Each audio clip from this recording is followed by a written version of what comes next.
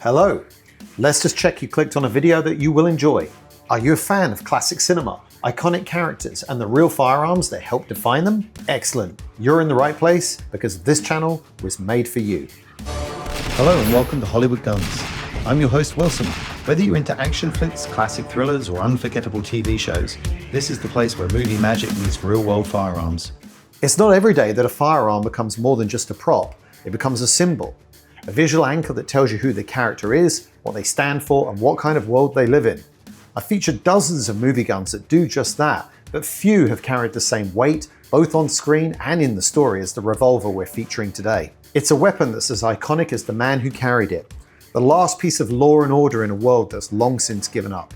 A gleaming relic from before the fall, worn on the hip of a sheriff who refused to break, even when everything else did. In this episode, we're heading into the post-apocalyptic backroads of Georgia to take a closer look at one of the most enduring hero guns of modern television. Ladies and gentlemen, this is the story of the nickel-finished Colt Python from The Walking Dead.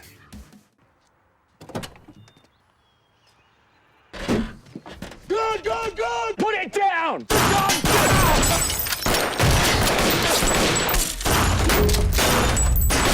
down!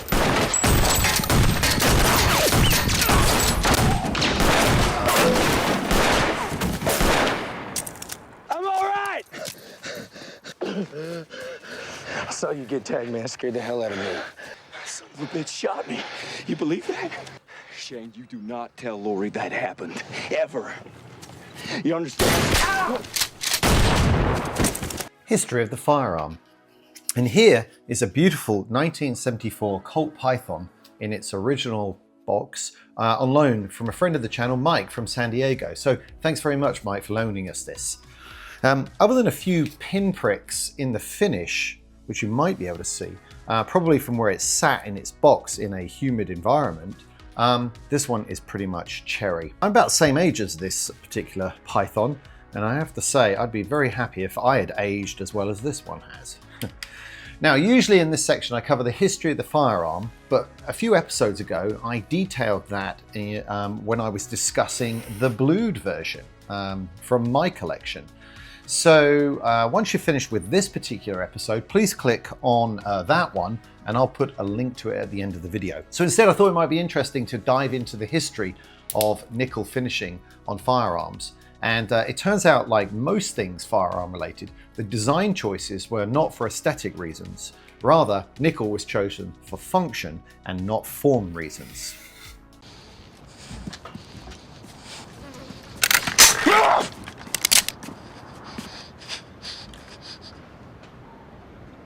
I won't hesitate. I don't care if every walker in the city hears it.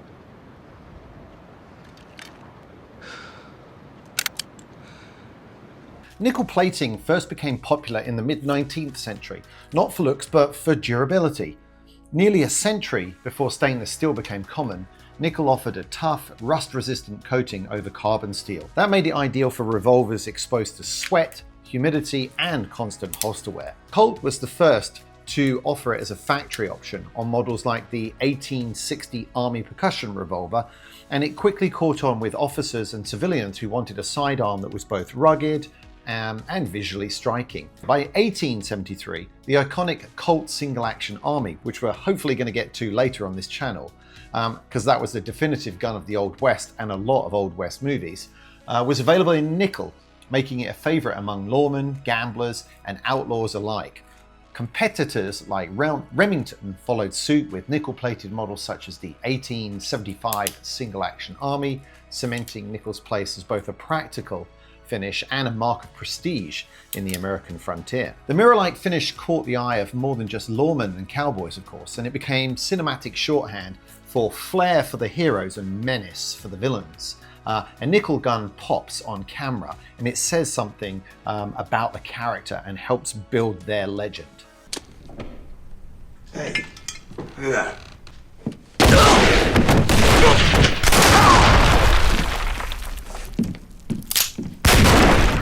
Nickel versus chrome versus stainless.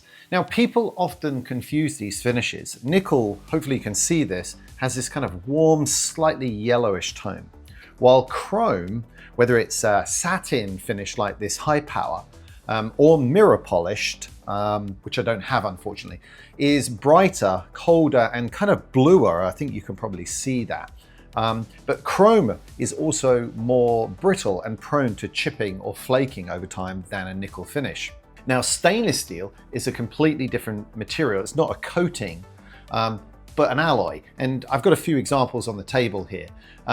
It's even more corrosion resistant than nickel and chrome, which is why you see a lot more stainless steel guns produced today than you do nickel and chrome finishes.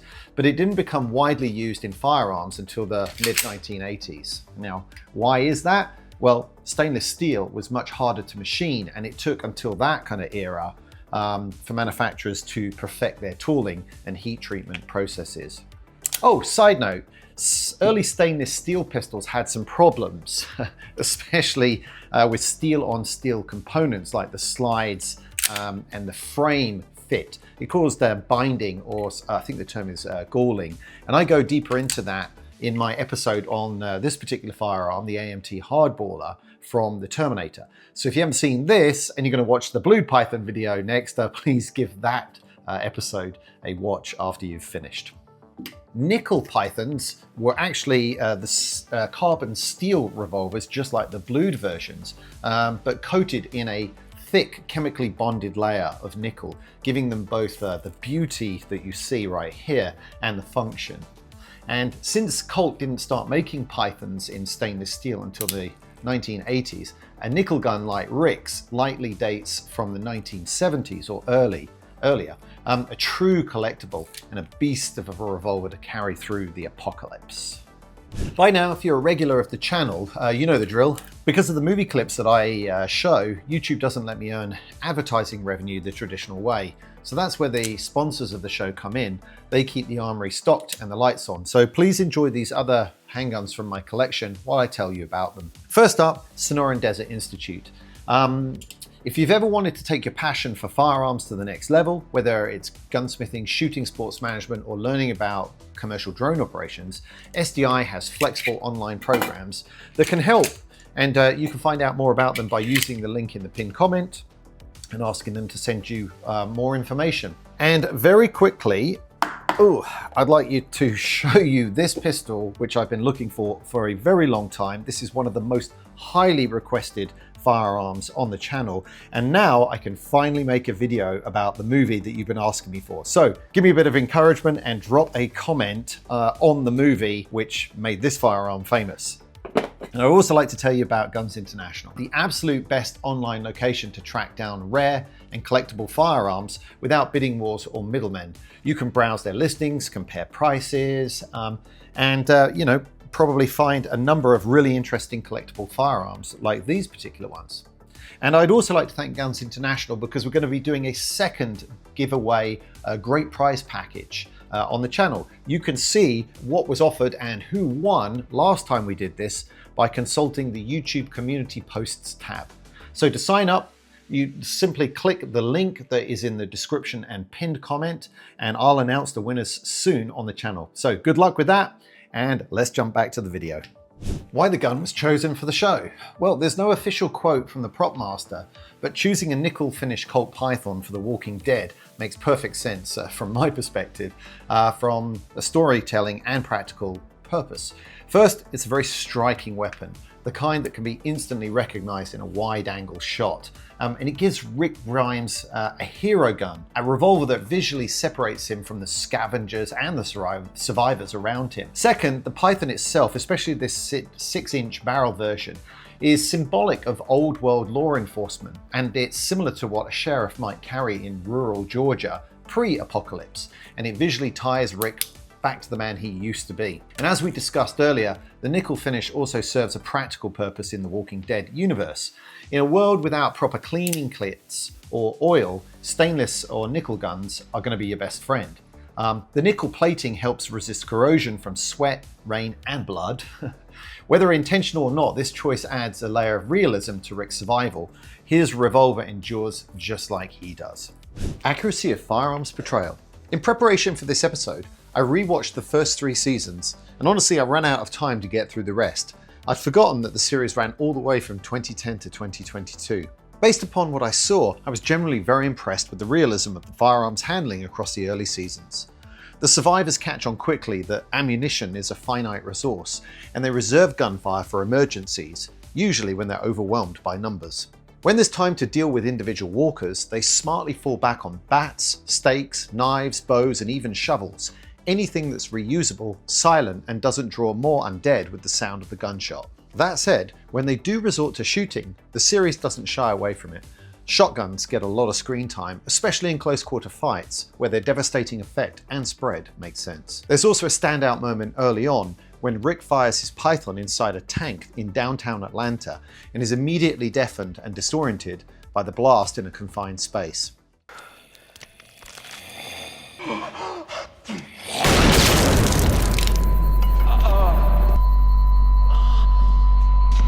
It's one of the most realistic depictions of firing a Magnum caliber handgun in tight quarters I've seen. Now, if I had to nitpick, it's this. Everyone in the group seems to turn into a headshot machine by season 2 and beyond. Since headshots are the only way to finally stop a walker, I get the logic, but repeated perfect shots under pressure, might strain realism. Then again, you could argue that they get plenty of practice. Most walkers are slow, close range, and they don't exactly try to get out of the way.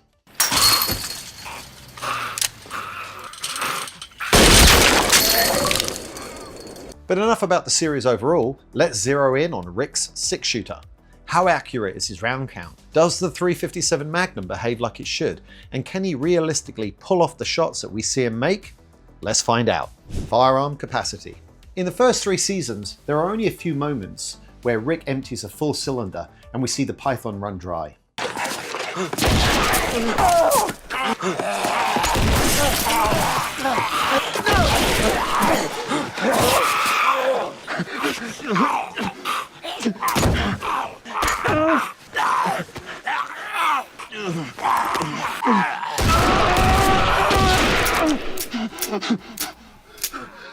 Outside of those, he typically fires just 1 or 2 rounds per scene, which feels measured and believable. What stood out to me was how often we actually see him reload. Not only that, but he's shown carrying speed loader pouches on his duty belt, a great detail that shows real forethought in the character's gear. I didn't catch a single scene where Rick fires more than 6 shots in a single engagement, and across the board, the show emphasizes ammo scarcity. Rick and the other survivors are constantly counting rounds, scavenging ammo, and grabbing spare guns any chance they get. To my eye, the production clearly had a strong armourer on set, someone who took care to keep the gunplay grounded and consistent with real-world capacity. Grade A. Caliber capability. The Colt Python is chambered both for .38 Special, which is slightly less powerful than a 9mm, and .357 Magnum, which is significantly more powerful. And if there's one thing The Walking Dead doesn't hold back on, it's showing the effects of both. The series is extremely graphic when it comes to bullet wounds and blunt force trauma. Gunshots to walkers are often exaggerated and theatrical, massive wounds and exaggerated sprays of blood and matter. On top of that, every hit, especially from bladed or blunt weapons, is accompanied by a seriously over-the-top sound effect. Strangely, those squishy sounds turn my stomach more than the visuals. But here's the thing. Who really knows what a .357 Magnum would do to a rotting corpse at close range? These walkers have been marinating in the Georgia heat for some time, perhaps weeks or months. Without being too macabre, I'd imagine the tissue integrity is shot. Everything's loose, decayed, and easy to tear apart. So maybe the dramatic effects aren't that far off. Still, if I weigh it carefully, the emphasis seems to be on shock value, not physics. The hits are made to gross you out, and they do, not to accurately represent bullet energy transfer or realistic trauma effects. So, grade C. Character accuracy. Could Rick Grimes make the shots? Overall, the shots that Rick makes with the Python are close quarters. In many cases, he places the barrel directly against the walker's head, or in one scene, into his mouth to shoot the rest of them. As the distance increases beyond a few yards, he generally switches to a shotgun, or when he needs more standoff range, to a bolt-action rifle, usually a Remington 700 or a Winchester Model 70, depending on the episode. I didn't spot any moments where he attempted a shot that looked unrealistic for a 6-inch Python. The Revolver was built for precision shooting out to 20 yards and beyond. And we know from the backstory that this Python was Rick's duty sidearm before the apocalypse. In the modern era, someone who chooses a revolver over a semi-auto for duty carry can be reasonably assumed to practice often and be a strong marksman. One shooting detail that sparks some debate online is Rick's technique in close quarters, where he holds the revolver high and points it downwards towards his target. Do I think it impacts his accuracy? Honestly, no. Every instance I reviewed of that technique was at extremely close range, and most seem to be mercy shots, early in the series where Rick was still adjusting to the grim new world. He does keep using that technique as the series goes on, and I'm not sure why they stuck with it, but if I had to guess, the feedback from the audience was probably that it looked cool, and the show leaned into this as part of his signature style. Grade, A-. Overall grade for firearms accuracy of the Nickel Colt Python in the Walking Dead series, grade B+. It's funny, coming from a man who just put a gun to my head. We may disagree on some things, not on this. Other movies or series where the Nickel Python appeared. Up on screen is a list of movies and TV shows featuring the Colt Python, courtesy of IMDb. Most of my personal favourites feature the blued or stainless steel versions, and I've already covered the blued version in a previous episode, which you can check out at the end of this video. By comparison, nickel finished pythons are much rarer on screen, with The Walking Dead standing out as the signature appearance for this variant. The Python's been around since the late 1950s, and the blued and stainless models have had their moments as hero or villain guns in some of cinema's most iconic scenes. So the fact that the nickel version didn't get its breakout role until the 2010s, and did so in one of the longest running hit TV shows, feels like a spotlight that was long overdue. There are only a few movie appearances worth mentioning. One of the earliest is from a film I hadn't heard of until some of you called it out in the comments. Electroglide in Blue features a custom Pinto Python, a blued frame with a nickel cylinder and barrel. Unfortunately, I wasn't able to watch the full film due to a glitch on Prime that redirects me to the wrong title, but from the trailer it looks like a beautifully shot Arizona film from the same year as Magnum Force, 1973. Interestingly, both films feature Harley-Davidson Electroglide motorcycles and Colt Pythons, built around stories of motorcycle cops and vigilante justice. Makes you wonder, what was in the water then that gave us two gritty gun and bike thrillers with such similar DNA? Speaking of repeats, the 1994 remake of The Getaway saw the character Rudy, originally played by Al Lettieri, with a blued python in the 72 version, now portrayed by Michael Madsen, carrying a nickel snub-nosed variant. A neat bit of continuity, assuming it was intended. And while we're on snubbies, one of the most overlooked nickel python cameos is in one of my favourite Bruce Willis films, 12 Monkeys. This is a mind-bending sci-fi thriller that dives deep into the fragility of memory, the illusion of free will, and the chaos of time travel. For my money, it laid the groundwork for modern head spinners like Inception and Tenet, both of which I hope to feature on the channel soon. Please don't kill me! Don't kill me, please!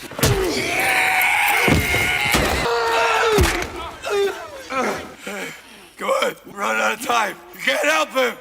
Oh, Jesus, James, you killed him! What? All I see are dead people. Come on, You never had a gun before! I have one now. Come on, come on! I'm looking for the army of the 12 monkeys. We don't know anything about any army of the 12 monkeys, so why don't you and your friend just disappear? Just want some information. Didn't you hear me? Don't hurt her! Finally, perhaps the second most iconic appearance of the Nickel Python is in a movie you wouldn't expect, a comedy action spoof that parodies the 1950s and 60s TV cop drama of the same name. Dan Aykroyd plays the straight-laced Sergeant Joe Friday, and Tom Hanks is his streetwise, wisecracking partner, Pep Streebek. Set in 1980s Los Angeles, the duo investigates a bizarre case involving a cult called Pagan. Streebek carries a 6-inch nickel python, which gets a surprising amount of screen time, including a classic double entendre about the gun. I'm of course talking about Dragnet from 1987.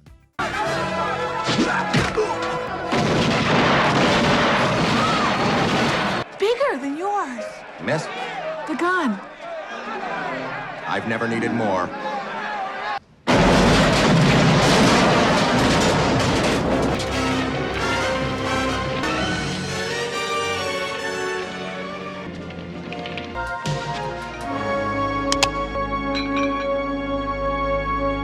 where's Joe Friday? And that, ladies and gentlemen, is a wrap. If you've spotted the Nickel Colt Python in any other films or series I haven't mentioned, please let me know in the comments. Once again, thanks to Guns International and STI for sponsoring this video, and a special thanks to Mike for loaning me his Python. If you have an unusual movie gun that you'd like to see me feature on the channel, please drop me an email to wilson@hollywoodguns.com and let's see if we can make it happen. Finally, if you enjoyed this video and want some more vintage Colt Python action, please click on the next episode where I discuss the top 5 movie and TV appearances of the Blued version.